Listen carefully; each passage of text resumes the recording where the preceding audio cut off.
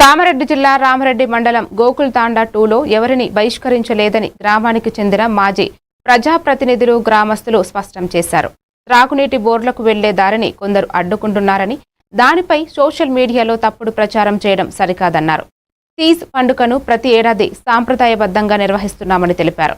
గ్రామంలో అందరూ కలిసే ఉంటున్నారని, బహిష్కరణపై వస్తున్న వార్తలు తమకు ఇబ్బంది కలిగిస్తున్నాయని పేర్కొన్నారు.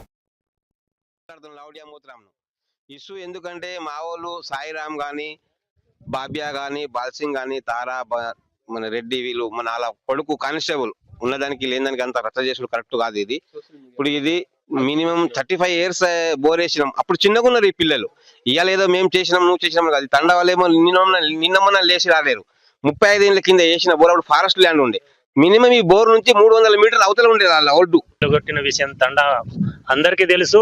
ఇక్కడ నుంచి 3.5 నెలలు అవుతుంది. 3.5 నెలల నుంచి వాళ్ళని పిలిపిస్తే వస్తలేరు. తండ మధ్యలో వచ్చి మాట్లాడతలేరు. ఇంకా కొత్తగా ఈ ఇష్యూలు లేవనెత్తి ఈ అన్ని ఇష్యూ చేసి అందరినీ తండాన్ని రచ్చ చేస్తారు.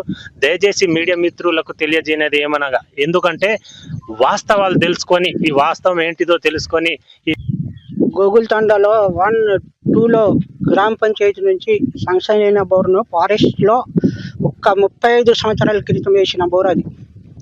అప్పుడు మొత్తం ఫారెస్టే ఉండే, అక్కడ పొదలు పెద్ద పెద్ద చెట్లు ఉండే ల్యాండ్లు ఉండే. అప్పుడు మేము సాఫ్ చేసుకొని మాట్లాడిన తర్వాతనే ఆ పండుగ చేసుకుంటాము.